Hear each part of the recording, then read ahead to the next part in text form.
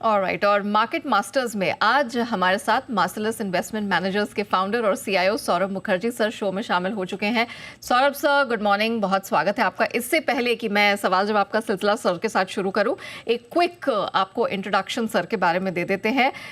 Sir अभी तो वैसे फाउंडर और चीफ इन्वेस्टमेंट ऑफिसर हैं मार्सलस इन्वेस्टमेंट मैनेजर्स के साथ। इससे पहले एम्बेड कैपिटल के साथ ये बतौर सीईओ रह चुके हैं साल 2018 तक।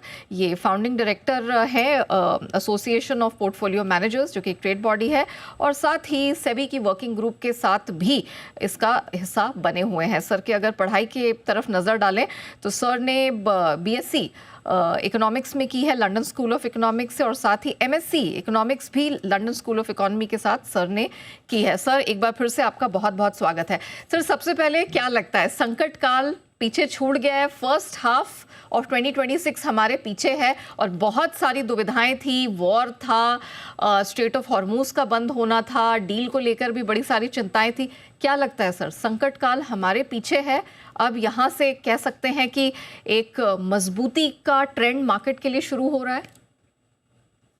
नेहा जी, बोलने की तो इच्छा है कि संकट काल पीछे है, बट वास्तविक बात यह है कि काफी सारे संकटें इंडिया के सामने हैं। दिक्कतें काफी भारी आएगी देश के लिए। तो पहला जो है माहौल, जो वीक अर्निंग्स ग्रोथ था, कमजोर अर्निंग्स ग्रोथ, जो करीबन 3 साल से निफ्टी को सता रहा है। मेरे ख्याल से इस क्वार्टर भी, मतलब जून वाला क्वार्टर भी कमजोर रहेगा निफ्टी का अर्निंग्स ग्रोथ। और मुझे सेकेंड क्वार्टर में, मतलब जुलाई अगस्त सितंबर क्वार्टर में भी कुछ खास आसार दिख नहीं रहे कि अर्निंग्स ग्रोथ में उछाल दिखेगी। और जो ब्रॉडर माहौल जो है कि नौकरियां जा रही हैं आईटी सर्विसेज में, आप हर हफ्ते अनाउंसमेंट सुन रहे हो कि growth, dollar growth, revenue growth की गुंजाइश दिख नहीं रही है। और बड़े बड़े आईटी सर्विसेज कंपनीज के अगर आप एनुअल रिपोर्ट देखो तो लगातार 10,000 20,000 लोगों की हर एक कंपनी लेवल पे जॉब्स जा रही है।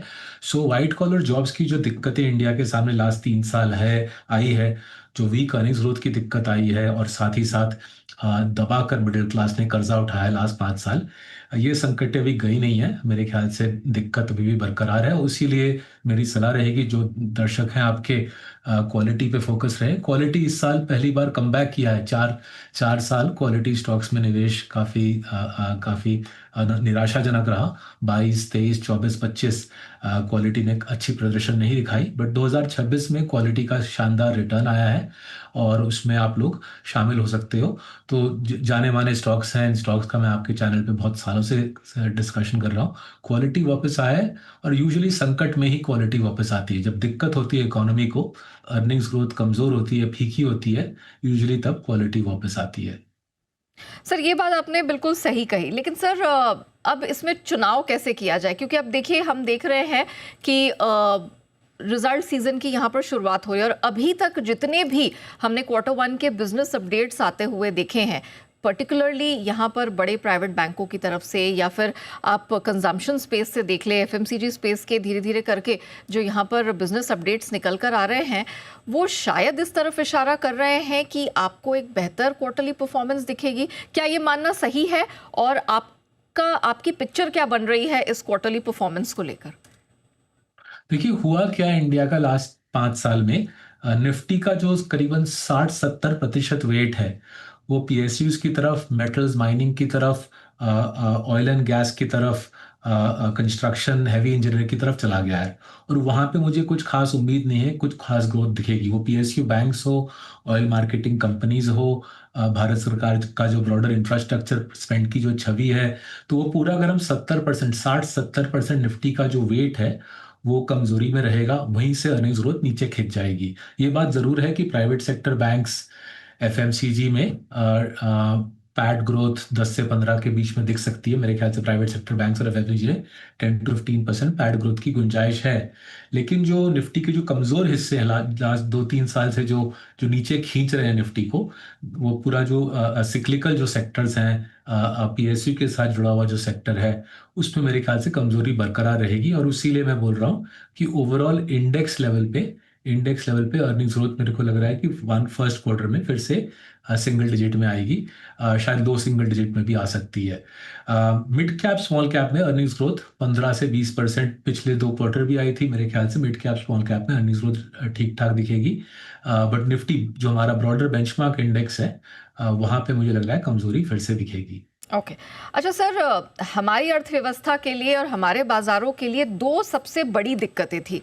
एक थी एफआईआईज की भारी भरकम बिकवाली और दूसरा था कच्चे तेल का बेतहाशा तेजी के साथ भागना। कच्चा तेल प्री वॉर लेवल्स पर आ गया है और उसी लेवल को 70-72 को होल्ड कर रहा है।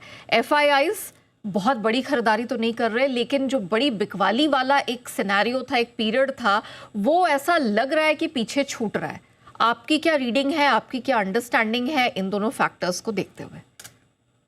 सो एफआईआई वाले मुद्दे पे मैं कुछ हद तक आपसे सहमत हूं नेहा जी, दैट जो हैवी सेलिंग थी, हफ्ते में 15,000 करोड़ एफआईआई बेच रहे थे 2026 में।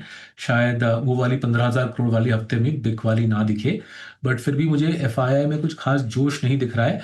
मैं हाल ही में यूएस, यूके और कनाडा का दौरा करके आ रहा हूँ। वहाँ पे काफ़ी काफ़ी मायूस नजर आए एफआईआई, क्योंकि वो बोल रहे हैं कि इंडिया इकलौता देश है, दुनिया के बड़े मार्केट्स में इंडिया इकलौता देश है जो एफआईआई के ऊपर कैपिटल गेन्स टैक्स ठोकता है।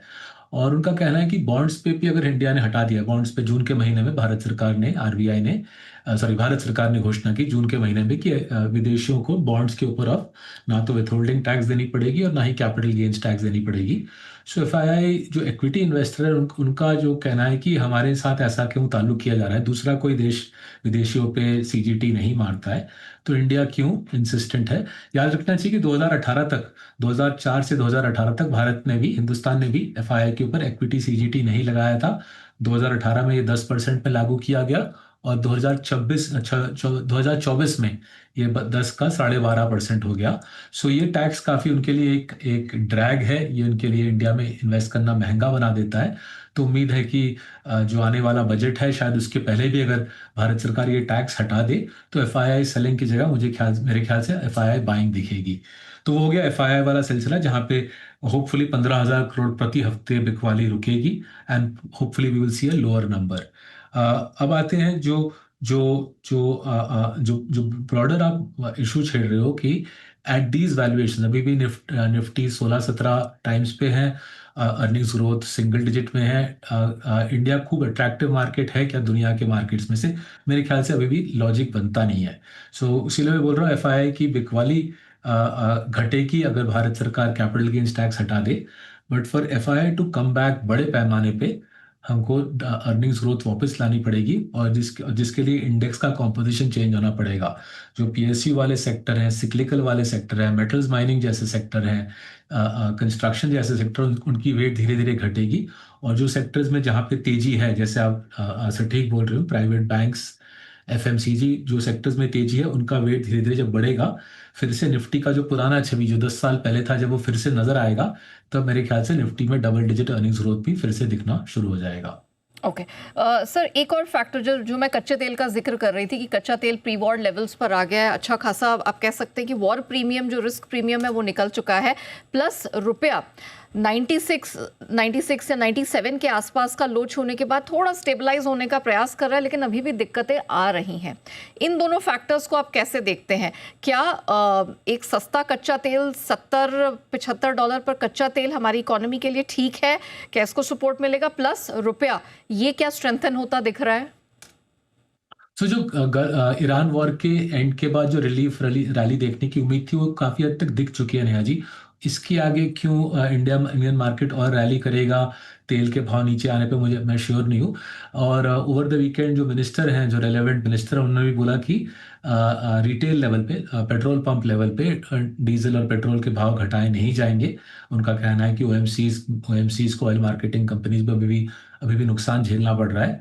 सो अगर रिटेल लेवल पे पब्लिक को अभी भी सस्ता तेल और सस्ता डीजल नहीं मिलेगा, तो मैं श्योर नहीं हूँ कि इकोनॉमी को कहाँ से फायदा मिलने वाला है। बट ईरान वॉर के अंत के बाद जो रिलीफ रैली देखने की उम्मीद थी, वो दिख चुकी है। अच्छी बात है। उम्मीद है कि ऑयल इसी लेवल पे रहे, और उम्मीद है कि आज से 3-4 महीने बाद ऑयल मार्केटिंग कंपनीज फिर से डीजल और पेट्रोल के भाव घटाने लगे, फिर से 100 की तरफ उसको उसको ले जाए। रही बात रुपये की, रुपये के लिए मेरे ख्याल से सबसे बड़ा स्ट्रक्चरल इशू है कि आईटी सर्विसेज जिस पैमाने पे पहले हमको फॉरेन एक्सचेंज कमा के देते थे, आईटी सर्विसेज इंडिया के लिए करीबन 300 से 350 बिलियन, 350 बिलियन डॉलर्स के आसपास विदेशी मुद्रा इंडिया के लिए कमा के ले आते थे। एआई की वजह से वो जमाना खत्म हो रहा है। एआई की वजह से आईटी सर्विसेज के पास वो क्षमता नहीं रही कि भारी पैमाने पे 350 बिलियन डॉलर कमा के लाए, जिससे आप और मैं विदेशी सामान जो हम हमारे रोजमर्रा की जिंदगी के लिए लेते हैं वो खरीदते रहें। और जब तक ये माहौल बरकरार रहेगा कि आईटी सर्विसेज का जो 30 साल का शानदार प्रदर्शन था वो पिस रहा है एआई की वजह से, मेरे ख्याल से रुपये के ऊपर स्ट्रक्चरल प्रेशर बरकरार रहेगी। एफसीएनआर डिपॉजिट्स के भरोसे, ईसीबी के भरोसे कुछ हद तक रुपये को सहारा दिया जा सकता है, जो आरबीआई प्रयास कर रहा है। बट स्ट्रक्चरली स्टोरी मेरे ख्याल से रुपये की है कि वो 100 तोड़ के आगे बढ़ेगा, और साथ ही साथ हमारे मैन्युफैक्चरिंग एक्सपोर्ट्स को प्रोत्साहन मिलेगा। हम मार्सेलस में हर रोज मैन्युफैक्चरिंग एक्सपोर्ट स्टॉक खरीद रहे हैं, बिकॉज हमें लग रहा है कि रुपये की कमजोरी पे मैन्युफैक्चरिंग एक्सपोर्ट स्टॉक्स के लिए ये अच्छी खबर है। जो फ्री ट्रेड एग्रीमेंट्स हैं, मैन्युफैक्चरिंग एक्सपोर्ट्स, रुपये का कमजोरी, ये एक नई छवि है इंडियन मार्केट की। इंडिया का एक जो जो नया दिशा में इंडियन मार्केट जाएगा वो एक्सपोर्ट ओरिएंटेड मैन्युफैक्चरिंग होगा, rather than IT services oriented. Okay sir, since आपने यहाँ पर एआई थ्रेट का जिक्र किया और आईटी कंपनियों का भी, अब इंडियन आईटी कंपनियों पर, इस सेक्टर पर आपका क्या व्यू बन रहा है? तो देखिए, एक दो स्टॉक्स हम लेके बैठे हैं क्योंकि हमको लग रहा है एक दो आईटी कंपनीज पिवट कर पाएंगी। पुराना जो ढांचा था, पुराना ढांचा क्या था, इंडियन आईटी सर्विसेज का टाइम एंड मटेरियल्स पे बिलिंग करते थे। वो विदेशी कंपनीज को बोलते थे कि हम इतने लोगों को लगाए हैं, इतने लोगों का प्रति घंटे इतना रेट आता है, आप हमें इतना पैसा दीजिए, और एक 20-25% का मार्जिन कमाते थे। वो स्टोरी खत्म हो चुकी है। विदेशी कंपनी बोल रहे हैं आप फिक्स प्राइस कॉन्ट्रैक्ट कीजिए। फिक्स प्राइस कॉन्ट्रैक्ट की दुनिया में हमारे ख्याल से एक तो आईटी सर्विसेज कंपनी आगे बढ़ पाएंगी। तो काफ़ी सालों से अब हमारा परसिस्टेंट और एचसीएल टेक में पोजीशन है, वो लेके हम बैठे हुए हैं। इसके अलावा मुझे ब्रॉडर सेक्टर पे मुझे मुझे चिंता है। ब्रॉडर सेक्टर पे चिंता है बिकॉज दिख रहा है कि क्वार्टर पे क्वार्टर, साल पे साल डॉलर बिलिंग इनकी ग्रो नहीं कर रही है। दुनिया में इतना बड़ा टेक बूम चल रहा है और उसके बीच में हमारे देश की आईटी सर्विसेज की डॉलर रेवेन्यू ग्रोथ कुछ खास आ नहीं रही है, क्योंकि वेस्टर्न कंपनीज आईटी सर्विसेज की बदौलत एआई का इस्तेमाल कर रही है, और ये स्टोरी मेरे ख्याल से आगे बढ़ती रहेगी। जो मुझे खबर आ रही है कि फर्स्ट क्वार्टर, सेकंड क्वार्टर में भी बड़े बड़े हमारे आईटी सर्विसेज कंपनीज को दिक्कतें होंगी ऑर्डर बुक बढ़ाने में। और उनको ऑर्डर बुक बढ़ाने में क्या, जो जमे हुए ऑर्डर है वहाँ पे भी उनको कैंसिलेशंस झेलने की शायद दिक्कत आ सकती है। बिकॉज फॉर्चून 500 कंपनीज बोल रहे हैं कि अब इंसान नहीं चाहिए, एआई चाहिए। और इसका आप असर इनके हेडकाउंट पे भी देख सकते हो। एनुअल रिपोर्ट्स में आप देखेंगे बड़े बड़े आईटी कंपनीज कोई 25,000 लोग निकाल रहा है तो कोई 15,000 निकाल रहा है। वो इस पे ऊपर प्रेस रिलीज नहीं करते हैं, बट एनुअल रिपोर्ट में नंबर दिखता है किस किस पैमाने पे वो हेडकाउंट घटा रहे हैं। ऑलराइट। अच्छा सर, मॉनसून भले ही देरी से आया, थोड़ा सा सस्पेंस भी क्रिएट किया, लेकिन अब इसकी चाल थोड़ी बेहतर लग रही है। ये हाँ आपके लिए कितना बड़ा ट्रिगर पॉइंट है, अगर है भी तो कि नहीं, इस पर आप क्या व्यू रखते हैं सर? हाँ जी, मानसून और दिवाली, नेहा जी, दो चीजें जिसके बेसिस पे मैंने कभी निवेश किया नहीं है। मुझे बहुत रोमांचक लगता है कि लोग बारिश, दिवाली इस जैसे हर साल के एनुअल इवेंट्स पे ट्रेडिंग कर लेते हैं। हाँ, हम खुश हैं कि बरसात मुंबई में दबा के आई है, और जो पानी की दिक्कत आ रही थी मुंबई को वो घट गया है। उम्मीद है कि नॉर्दर्न इंडिया में भी दबा के बारिश आ जाए। ऑलराइट। अच्छा सर, कौन कौन से सेक्टर्स पर आप फोकस कर रहे हैं, और आने वाले क्वार्टर्स के लिए या इस वित्त वर्ष के लिए कौन से सेक्टर्स हैं जिन्हें आप अवॉइड करेंगे या सेल करेंगे? तो देखिए, जैसे मैं बोल रहा था, मैन्युफैक्चरिंग एक्सपोर्ट्स हमको अच्छी स्टोरी लग रही है। हमें लग रहा है रुपये 100 तोड़ेगा, फ्री ट्रेड एग्रीमेंट्स का फायदा इंडिया को मिलेगा। चाइना प्लस वन एक बड़ी स्टोरी है। वेस्टर्न कंपनीज मायूस हैं चाइना के साथ, और वो चाइना को रिप्लेस करना चाहते हैं कुछ हद तक इंडिया का सामान खरीद के। तो मैन्युफैक्चरिंग एक्सपोर्ट्स का डटकर निवेश कर रहे हैं। कुछ हद तक रिलेटेड, बट इसकी एक अलग स्टोरी भी है। फार्मा में हमें डोमेस्टिक स्टोरी भी दिख रही है, एक्सपोर्ट ओरिएंटेड स्टोरी भी दिख रही है, करेंसी का भी सहारा है। और फार्मा के जो सप्लायर्स, जो एंसिलरीज हैं, जो फार्मा को एपीआई देते हैं या इंटरमीडिएट्स देते हैं, उसमें भी हम निवेश कर रहे हैं। तीसरा है हेल्थ केयर। भारत सरकार ने साफ साफ बोल दिया है कि आयुष्मान भारत सरकार का बड़ा प्ले है। वो खुद सरकार खर्चा नहीं करेगी। आयुष्मान भारत के सहारे वो चाहती है कि हिंदुस्तान को हेल्थ केयर का एक्सेस मिले। तो हॉस्पिटल्स हो, डायग्नोस्टिक्स हो, दवाई हो, ये पूरा जो डोमेस्टिक हेल्थ केयर का सेक्टर है, इसमें हम डट कर निवेश कर रहे हैं। और फाइनली क्वालिटी सिक्लिकल्स, जैसे मैं बोल रहा था, क्वालिटी का के लिए दिक्कत वाले साल रहे 22, 23, 24, 25। पीएसयू बैंक भागे, बट हमको लग रहा है कि प्राइवेट सेक्टर बैंक्स का अच्छा टाइम आ गया है। और काफ़ी सालों से, आई थिंक करीबन 9 साल से एचडीएफसी बैंक लेके बैठे हैं। बड़ा पोजीशन था, बड़ा पोजीशन है, वो लेके बैठे हैं। साथ ही साथ कुछ पोर्टफोलियोज में आईसीआईसीआई बैंक लेके भी कि हम लोग निवेश कर बैठे हैं। सो क्वालिटी लेंडर्स, दवाई की कंपनी, डोमेस्टिक हेल्थ केयर और एक्सपोर्ट ओरिएंटेड मैन्युफैक्चरिंग, यहाँ पर हमारा कंस्ट्रक्टिव रवैया है। जो चीज़ों को हम इतने साल अवॉइड करते आए हैं, वो उनको अवॉइड करते जा रहे हैं। पीएसयूज में हम निवेश नहीं करते।